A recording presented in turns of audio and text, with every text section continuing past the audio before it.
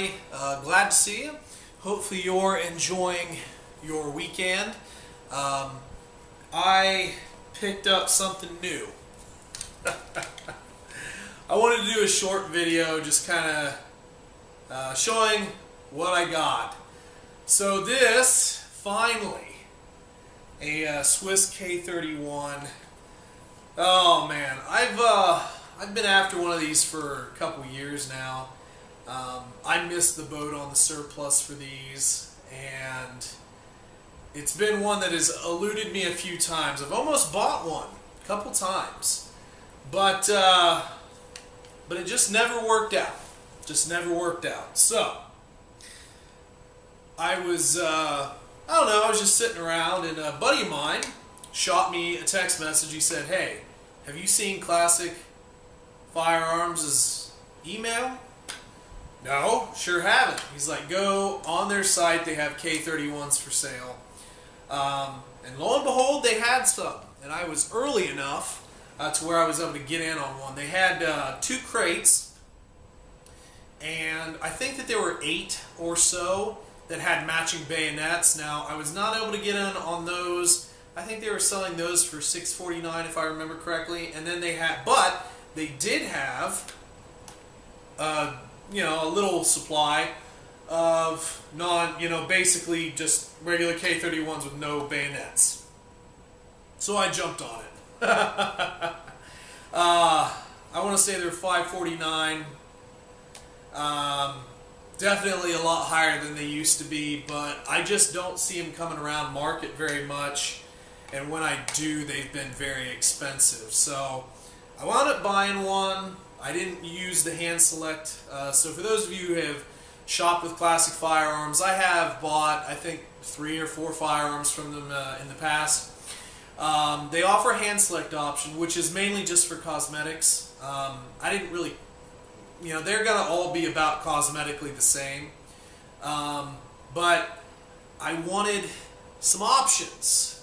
But there was no option to get the options that I wanted, so I just rolled the dice and said, alright, just give me whatever the heck you have.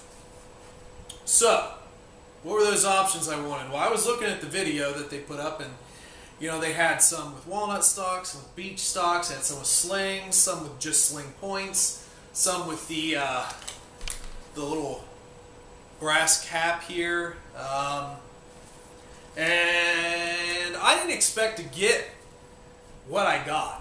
I was actually really surprised. So we got the walnut stock, which I don't know. I think it's a matter of opinion in a lot of cases. Beechwood can be fine, but a lot of times the beechwood stocks tend to not be as nice as the walnut. But I wanted the walnut. The sling I could have lived without, but it's like, well, if I get one, I was happy. And then of course I really wanted this brass end cap here. Generally you don't find those a lot, so I was like, man, if I could get one with at least the walnut stock and that end cap, I'd be pretty darn happy. Well, I got all 3 options, so that was cool. The only thing I didn't get, and this is the collector in me, so the soldiers that would carry these would sometimes put a little paper tag in the buttstock, just their name, unit number, all that good stuff. So it was their identifying marker that they'd leave with the rifle. Now this one didn't have one. That kind of bummed me out a little bit, because the historical buff, again, the historical buff, the collector in me, that's a really cool thing to have. So, but it's fine. It's fine. I shouldn't complain too much. I got the main features that I was really after, and I'm really happy about that. And it's also numbers matching aside from the magazine. Everything else, I took it completely apart. I cleaned it up pretty good. I'm going to go back through the bolt one more time because it's a little sticky, and I can still see a couple of tack points where, or a couple of points where there's still a little tacky stuff on it. So I broke it down almost all the way and cleaned it, but I need to let it soak a little bit, and it'll be a lot smoother because these bolts are pretty nice.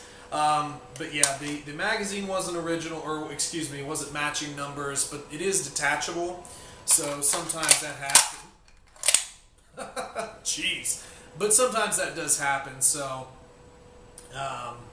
you know, nothing too crazy, but the stock was original to the bolt in the barrel, so that was really what excited me pretty good. But yeah, these old guns were really neat, pretty highly sought after now. You know, when I got it to my FFL, you know, he says, you know, I remember years ago when nobody was buying these. You know, there's another business in Southern Ohio called Southern Ohio Guns that he remembered having a stock of these that he bought 2 from, and they weren't selling them. And I think he said at the time they were $120 a piece. $120 a piece. See how it angers me when I miss out on some of these surplusing opportunities. But anyway, we've all done it. But you know, there was a couple videos that came out and then they sold out.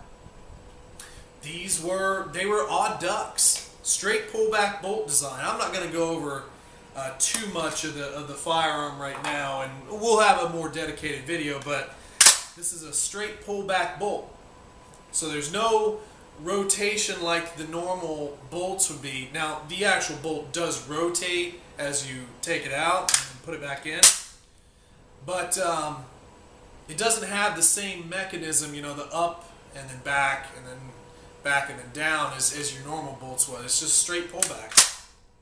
And again, you see it's a little sticky still, so I've got to go through the gun a little bit more and you know, get it to where I want it to be, because these are usually pretty easy bolts. But anyway, straight pullback scared a lot of people, but honestly, the workmanship and the inherent accuracy of the firearm, also having a pretty nice heavy barrel to it, really did bring a lot of people over to the Swiss side. So they made nice rifles. The only thing that you could maybe give them a little bit of crap for is their storing methods and the way that they soldiered with them. Now, if you can see here on the butt here, the stock, you see it's really chewed up. Well, these guys, you know, they'd be out. They'd have, you know, potentially in the snow, have some snow cleats on, go to knock off their boots, you know, and they knock them directly on the butt of these rifles. So they'd get all chewed up. And like I said, the way that they stored these wasn't real great.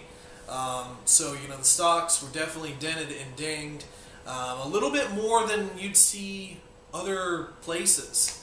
But it doesn't detract from the fact that these rifles, the mechanics of them, the mechanical part, the bolt, the receiver, and the barrel are in fantastic condition.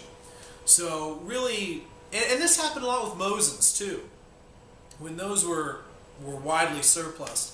You know, the really crappy looking ones like the the Type 53 Chinese copy or you know, variant of the Mosin were always gutted. I mean, the one that I had, the end of the stock was literally disintegrating.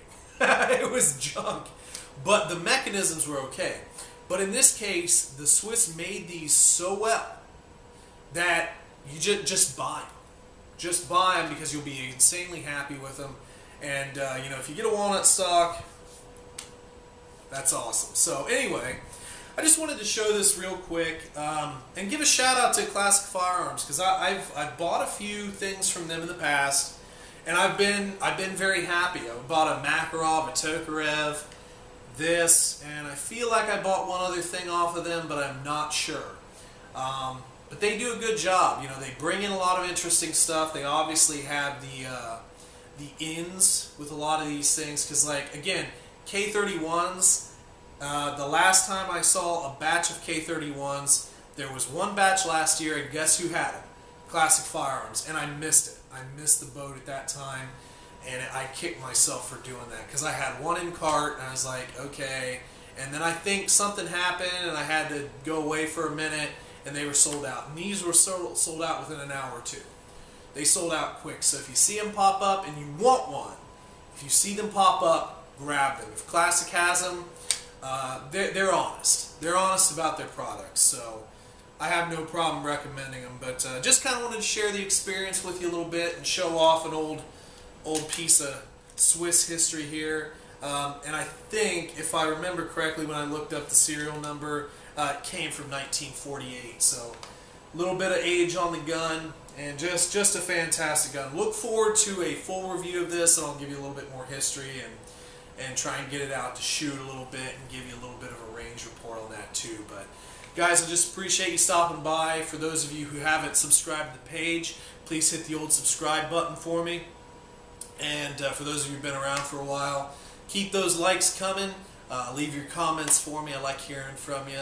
And anything else, I'll be around for sure. So just thanks for taking a look, and we'll be back certainly with a full review on this guy. You have a great rest of your day. See ya.